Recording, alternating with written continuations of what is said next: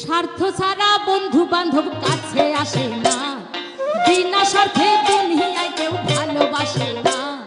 স্বার্থ ছাড়া ভালোবাসে শুধু আমার মা, স্বার্থ ছাড়া ভালোবাসে শুধু আমার মা।